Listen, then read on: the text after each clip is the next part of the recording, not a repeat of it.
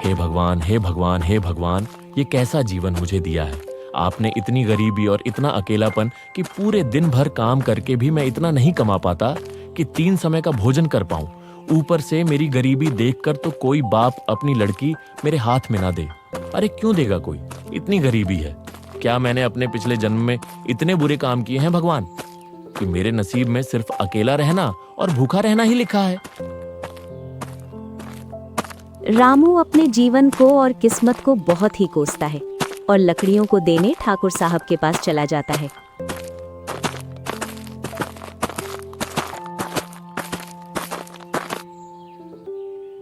क्या बात है रामू, मुझे तुझसे यही उम्मीद थी। वैसे तो तू किसी काम का है नहीं, ऊपर से गरीब और फटीचर है। तुझे कोई काम पर रखना तो चाहता नहीं है, पर हाँ, तू ये लकड़ियां लाने का काम तो बखूबी करता है। मेरी उम्मीद से भी अच्छा काम करता है, इसीलिए आज मैं काफी खुश हूँ। ये ले 5 तांबे के सिक्के रख और दफा हो जा यहाँ से। और हाँ, कल लकड़ियां चाहिए मुझे समय पर दे जाना, ठीक है? चल जा। जी मालिक। अरे भाई, ये क्या? उसने इतनी मेहनत की, घना जंगल जाकर लकड़ियां लेकर आया और तूने उसे सिर्फ 5 तांबे के सिक्के दे दिए हैं। अरे ये तो बहुत कम है। इससे तो उसका दिन भर का गुजारा भी मुश्किल से होता होगा। क्यों? अरे क्या है ना कि वो थोड़ा मूर्ख किस्म का आदमी है। उसे पता ही नहीं है कि किस काम के कितने पैसे मिलते हैं और कितने नहीं। और दुनिया का नियम है भैया, मूर्ख और कमजोरों को तो शुरू से ही दबाया जाता है। और फिर मैं अपना फायदा देखूं कि इन जैसे मूर्खों का है?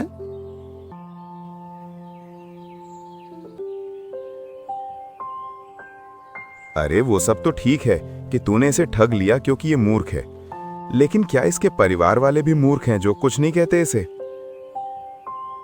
अरे कैसे कहेंगे? जब कोई परिवार होगा तब तो कहेगा ना। अरे बचपन में ही इसके माँ बाप चल बसे थे और गरीबी के कारण इसकी शादी नहीं हो पा रही। अब ये बेचारा करे भी तो करे क्या? बचपन में मैंने ही इसे सहारा दिया था और बचपन से ही ये मेरे लिए काम करता आ रहा है। इसे दुनियादारी के बारे में कुछ नहीं पता है। तू ना बहुत घटिया इंसान है यार। मतलब इतने साल से ये तेरे लिए इतने कम पैसों में काम कर रहा है। इससे ज्यादा तो भिखारी कमा लेते हैं एक जगह पे बैठे बैठे। रामू उन 5 तांबे के सिक्कों को देखता है और उसकी आंखों में आंसू आ जाते हैं। 5 तांबे के सिक्के। कितने दिनों के बाद ठाकुर साहब ने मुझे पूरे 5 तांबे के सिक्के दिए, वरना तो रोज मुझे 3 तांबे के सिक्के से ही काम चलाना पड़ता है। हाँ, ऐसे ही मेहनत करूंगा तो मुझे पूरा विश्वास है कि ठाकुर साहब एक दिन मेरी तनख्वाह जरूर बढ़ा देंगे। 5 या 6 सिक्के कर देंगे। हाँ, क्या पता 8 सिक्के भी कर दें। अरे नहीं नहीं नहीं, मुझे इतने भी बड़े बड़े सपने नहीं देखने चाहिए। जो मिलता है उसी में खुश रहना चाहिए। कल मैं और अंदर तक जाऊंगा और अच्छी से अच्छी लकड़ियां काट के लाऊंगा। अंदर जानवरों और सांपों का थोड़ा खतरा तो है, पर अगर तरक्की करनी है और ऐसे घटिया जीवन नहीं जीना है तो यह जोखिम तो उठाना ही पड़ेगा। हाँ,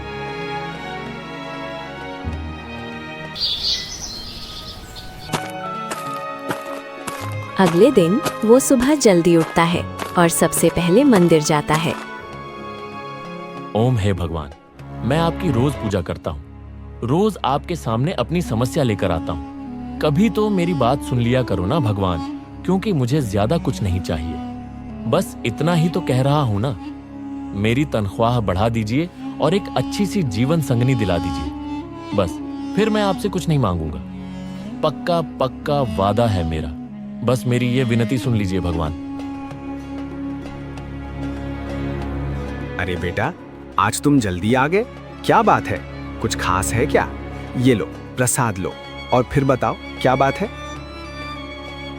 हैं जी, प्रसाद के लिए धन्यवाद गुरुजी। आज ना मैंने सोचा है कि मैं घना जंगल के काफी अंदर जाऊंगा लकड़ियां लेने के लिए, क्योंकि घना जंगल के अंदर ना थोड़े अच्छे किस्म की लकड़ियां मिलती हैं गुरुजी। अगर मैं उन लकड़ियों को काट कर लाऊंगा तो ठाकुर साहब खुश हो जाएंगे। क्या पता वो मेरी तनख्वाह बढ़ा दें। अरे तनख्वाह ना भी बढ़ाएं तो कम से कम इनाम तो दे ही देंगे ना, अच्छी लकड़ियां देखकर। हाँ, घना जंगल के अंदर? नहीं बेटा, घना जंगल के अंदर मत जाओ, वहाँ खतरा है। घना जंगल ही जानवर और जहरीले सांपों से भरा है वो। अगर तुम जिंदा ही नहीं लौटोगे तो फिर पैसों का क्या करोगे? ओ, परंतु गुरुजी, मैं आखिर जिंदा रहकर भी क्या करूंगा? ऐसी जिंदगी से तो अच्छा है कि मैं मर ही जाऊं। मैंने पहले भी घना जंगल के अंदर जाने की सोची थी, पर कभी हिम्मत नहीं हुई। पर आज मेरे अंदर का शेर जाग गया है। मैंने फैसला कर लिया है, या तो मैं अच्छी जिंदगी जीऊंगा या मैं जीऊंगा ही नहीं। और मैं ऐसी जिंदगी नहीं जी सकता गुरुजी। मैं परेशान हो गया हूं, सही बता रहा हूं। अब या तो भगवान को मेरी सुननी पड़ेगी या मैं खुद ही भगवान के पास चला जाऊंगा। हाँ।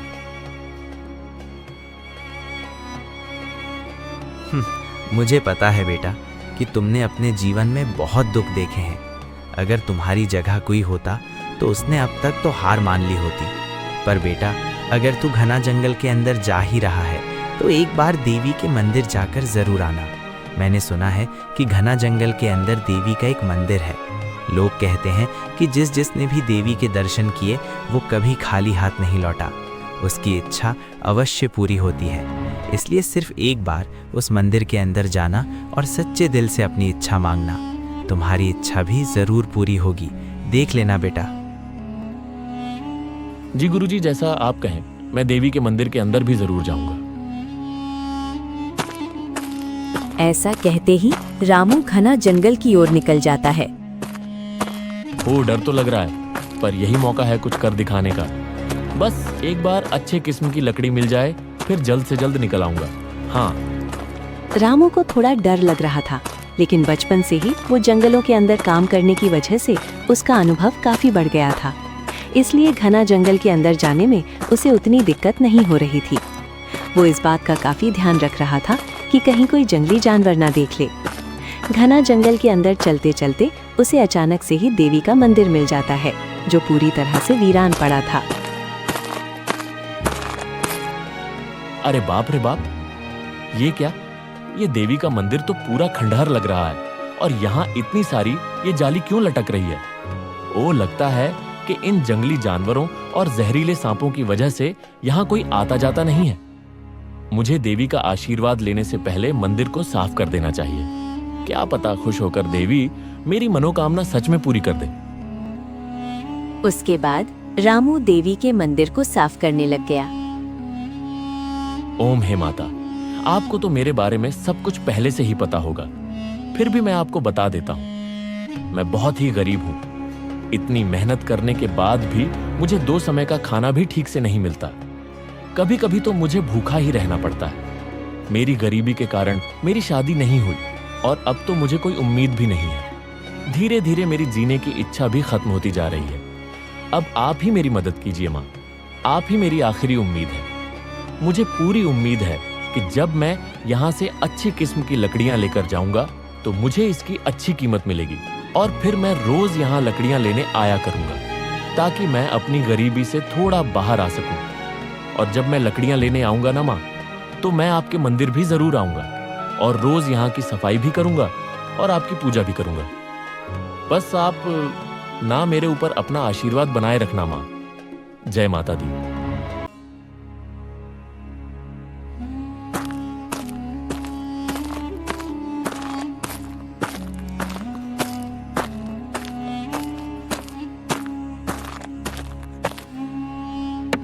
ऐसा कहते ही रामू मंदिर से निकलने के बाद लकड़ियां काटने लगा, और जब उसका लकड़ी काटने का काम पूरा हुआ तो वो ठाकुर साहब के पास पहुंचा। वहां पर 2-3 लोग खड़े थे और वो भी लकड़ी के व्यापारी थे। हाँ ठाकुर साहब, मैं घना जंगल के आज ना बहुत अंदर तक गया और आपके लिए उच्च किस्म की लकड़ियां लेकर आया हूँ। तो ठाकुर साहब, क्या आप इसके लिए मुझे ज्यादा सिक्के दे सकते हैं ना?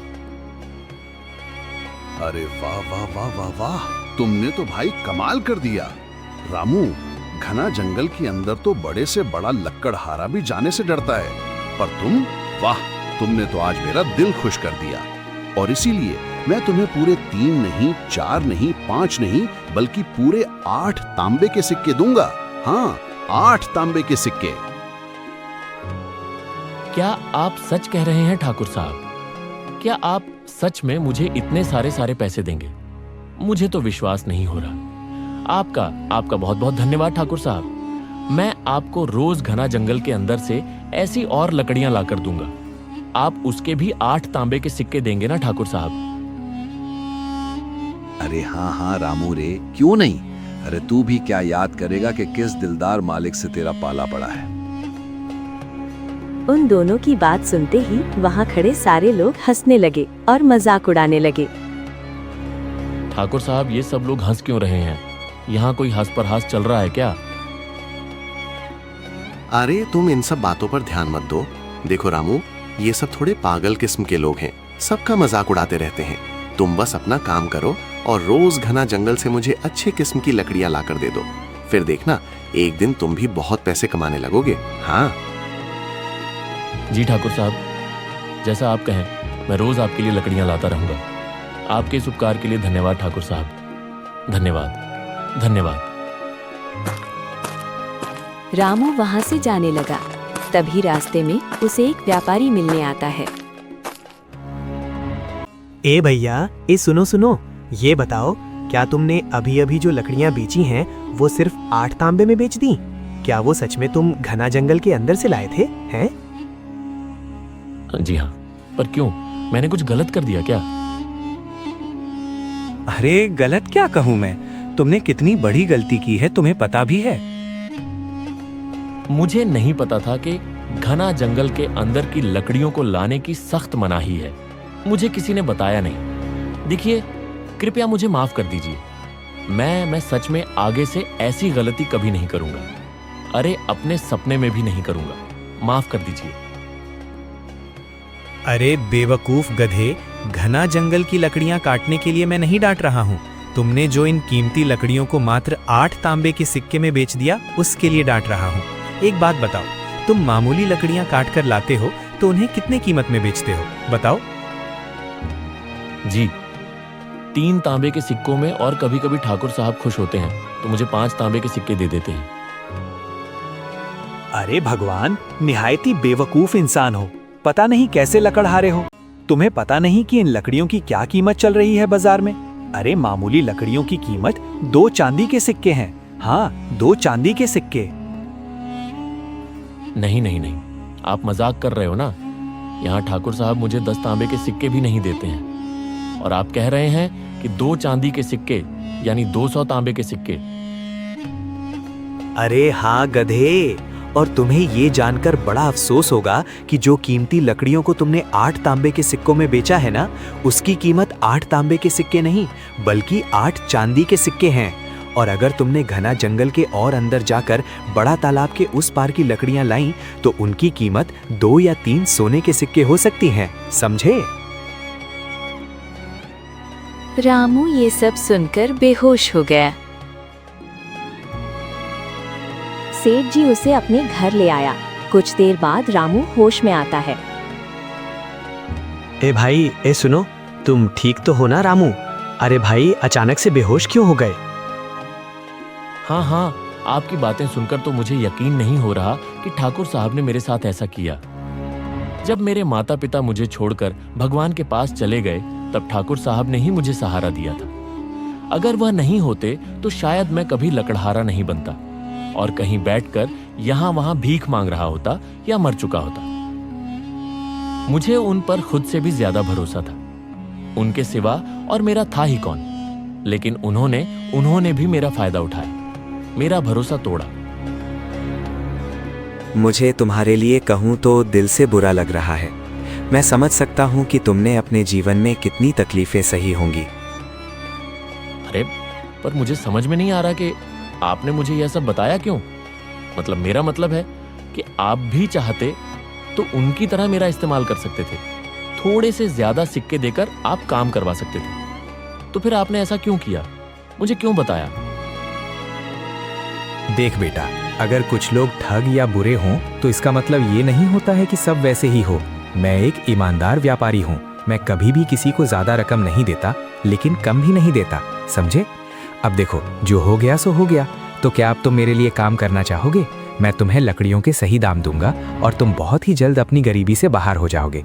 अब तुम्हें ये घिसी पिटी जिंदगी जीने की कोई जरूरत नहीं है। बताओ क्या कहते हो तुम, काम करोगे मेरे लिए? अरे हाँ जीजी, क्यों नहीं। मैं आप लोगों के साथ काम करने से भला कैसे मना कर सकता हूँ। आपने मुझे सही राह दिखाई है। पर देखिए, चांदी के 8 सिक्के तक तो ठीक था, परंतु 2 या 3 सोने के सिक्के, वो भी केवल लकड़ियों के लिए, यह कुछ ज्यादा नहीं हो गया? बिल्कुल भी नहीं, क्योंकि इन लकड़ियों का इस्तेमाल केवल और केवल राजमहल के लोग और कुछ गिने चुने अमीर लोग ही करते हैं। क्योंकि ये कोई आम लकड़ियां नहीं होती हैं, ये बहुत ही खास और गुणवत्ता वाली लकड़ियां होती हैं। और ये लकड़ियां मिलना उतना ही कठिन है जितना रेगिस्तान में पानी मिलना, क्योंकि ये लकड़ियां उस खतरनाक घना जंगल के अंदर पाई जाती हैं, वहाँ भी बड़ा तालाब के उस पार, जहाँ एक से एक खतरनाक जंगली जानवर और जहरीले जीव जंतु रहते हैं। इन लकड़ियों को लाने एक खास लोगों की टुकड़ी जाती है, जो युद्ध में माहिर हों और जानवर के बारे में विशेष जानकारी रखते हों। कोई आम आदमी कभी भी उन लकड़ियों को नहीं ला पाएगा, और हाँ, अगर लाने की कोशिश भी की जाए तो वो अपनी जान से हाथ धो बैठेगा। अब बताओ भला, अगर तुम उन लकड़ियों को लाने में सफल रहे तो तुम एक दिन अमीर बन जाओगे, तुम्हें किसी प्रकार की कोई दिक्कत नहीं होगी। लेकिन हाँ, मेरी सलाह मानो तो बड़ा तालाब के उस पार कभी जाने के बारे में सोचना भी नहीं। भले ही तुम्हें थोड़ा समय लगे अमीर होने में, पर वो लकड़ियां तुम्हारी जान से कीमती तो नहीं है ना भाई? क्यों, सही कहा ना मैंने? जान है तो जहान है ना? हाँ, मैं समझ गया सेठ जी। आपके लिए कल मैं घना जंगल के अंदर से 8 चांदी के सिक्के वाली लकड़ियां लाकर दे दूंगा। हाँ, लेकिन ध्यान से जाना, और हाँ, बड़ा तालाब के उस पार जाने की सोचना भी मत, ठीक है? हाँ जीजी, मैं समझ गया। आपका बहुत बहुत धन्यवाद सेठ जी। वैसे मैं आपको क्या कहकर पुकारूं, मालिक या सेठ जी? तुम मुझे सेठ जी कहकर पुकारो, क्योंकि तुम मेरे गुलाम नहीं हो, तुम आजाद हो।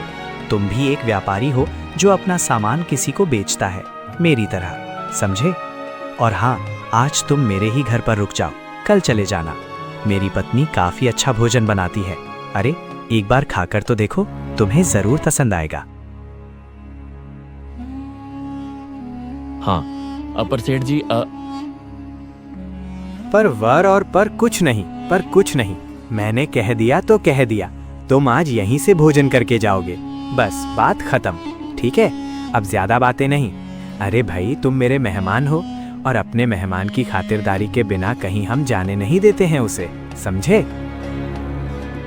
काश आप मुझे पहले मिल चुके होते तो कितना अच्छा होता।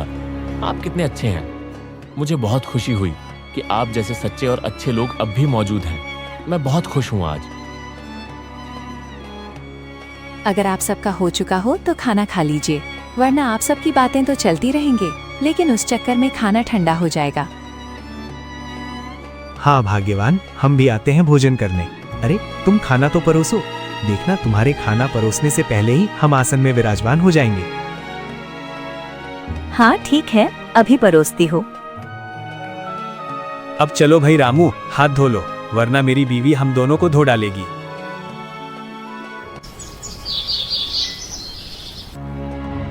अब रामू घना जंगल जाने के लिए अनुमति लेता है। हाँ तो ठीक है सेठ जी, अब मैं चलता हूँ और आज शाम तक आपको लकड़ियाँ काट कर देता हूँ। हाँ, लेकिन ध्यान से जाना, और हाँ, बड़ा तालाब के उस पार जाने की सोचना भी मत, ठीक है? हाँ ठीक है सेठ जी, अब मैं चलता हूँ।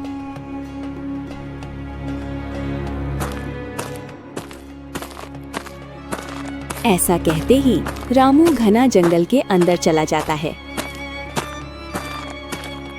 और सबसे पहले देवी के मंदिर जाता है।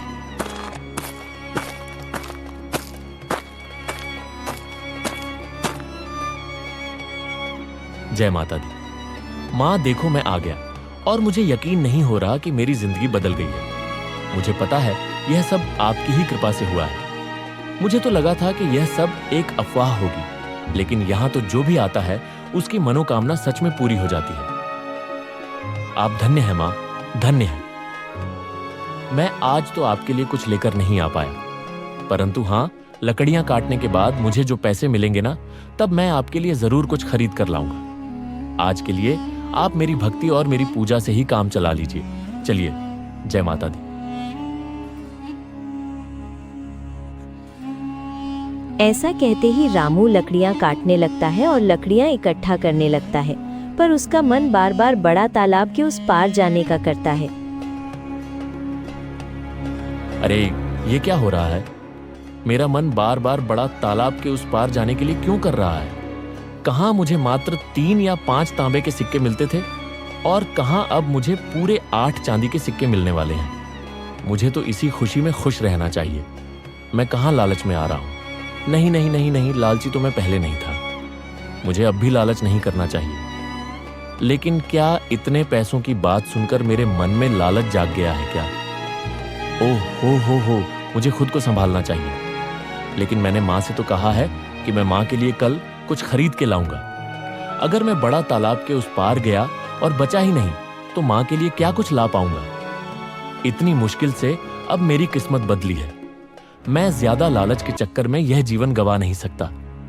नहीं भाई, नहीं नहीं। रामू ने कैसे भी करके अपने मन को शांत किया और लकड़ियां लेकर सेठ जी के पास गया। हाँ, ये लीजिए सेठ जी, आपकी लकड़ी में ले आया। अरे रामू, मैं अभी तुम्हारी ही बात कर रहा था। मेरी बात कर रहे थे? मैं कुछ समझा नहीं। अरे हाँ, वो क्या है ना कि मुझे तुम्हारी चिंता हो रही थी।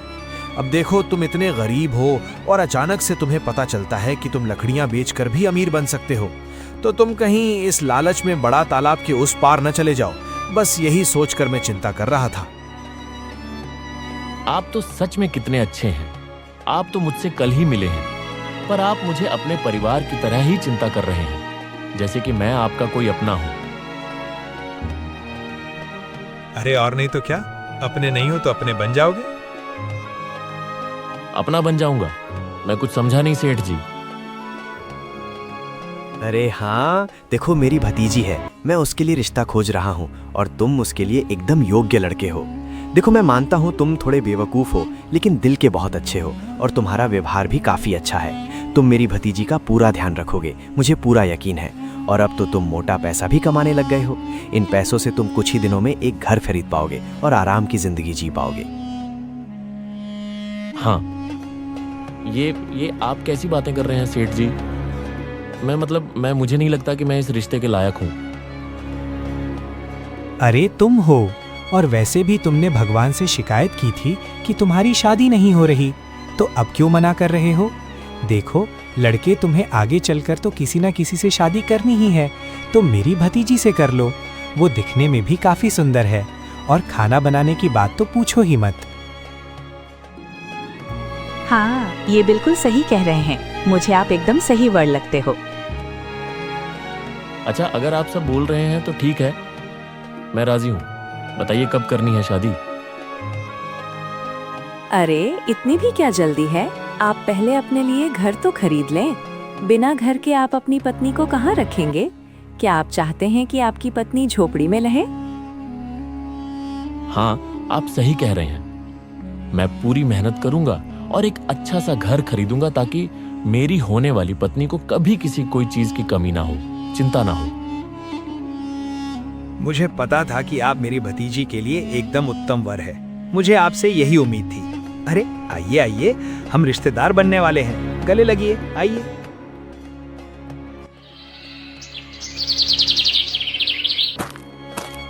और अगले दिन सुबह उठकर रामू सबसे पहले देवी के लिए फूलों की माला खरीदता है और प्रसाद चढ़ाने के लिए फल भी खरीदता है। और रामू फिर से घना जंगल की ओर निकल जाता है।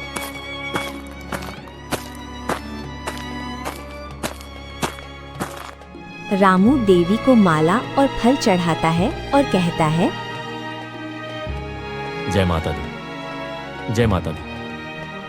माँ, जैसा कि मैंने आपसे वादा किया था कि मैं आपके लिए माला लेकर आया हूँ। ये देखिए, ये मैं आपको चढ़ाता हूँ और मैं आपके लिए फल भी लेकर आया हूँ। मुझे समझ नहीं आ रहा माँ कि मैं आपका कैसे शुक्रिया अदा करूं। जब से आपके इस मंदिर में आया हूं ना, हाँ, मेरी तो किस्मत ही बदल गई है माँ। अब बहुत ही जल्दी मेरी शादी होने वाली है और मेरी सारी मनोकामना पूरी हो जाएगी। पर मैं चाहता हूं कि सिर्फ मेरी ही इच्छा पूरी ना हो, बल्कि मेरी पत्नी की भी हर इच्छा पूरी हो। और उसके लिए मैं हर वो काम करूंगा जिससे मेरी पत्नी एक रानी की जिंदगी जी सके, मुझे कितना भी खतरा क्यों ना उठाना पड़े। इसीलिए माँ, मैंने तय किया है कि मैं बड़ा तालाब के उस पार जाना चाहता हूँ, ताकि जल्द से जल्द अमीर बन सकूं और अपनी पत्नी का ध्यान रख सकूं। हाँ, चलो माँ, जय माता दी। ऐसा कहते ही वो बड़ा तालाब के उस पार चला गया। रात हो गई, लेकिन रामू सेठ जी को लकड़ी देने अभी तक नहीं आया।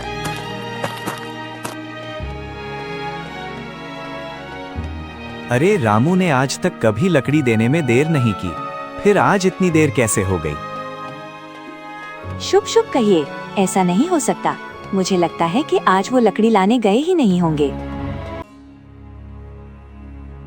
काफी रात हो जाती है, पर रामू वापस नहीं आता। उन्हें लगता है कि शायद वो आज लकड़ी लाने नहीं गया होगा। फिर सुबह हो जाती है। सेठ जी रामू की झोपड़ी पर जाता है, लेकिन उसे रामू नहीं मिलता। अब उनका शक यकीन में बदलने लगा।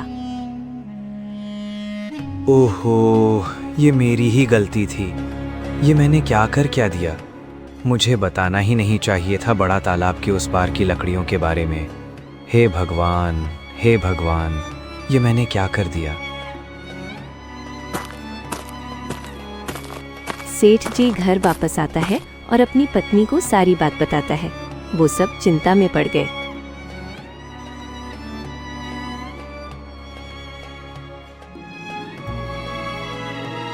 अब रात हो चली है।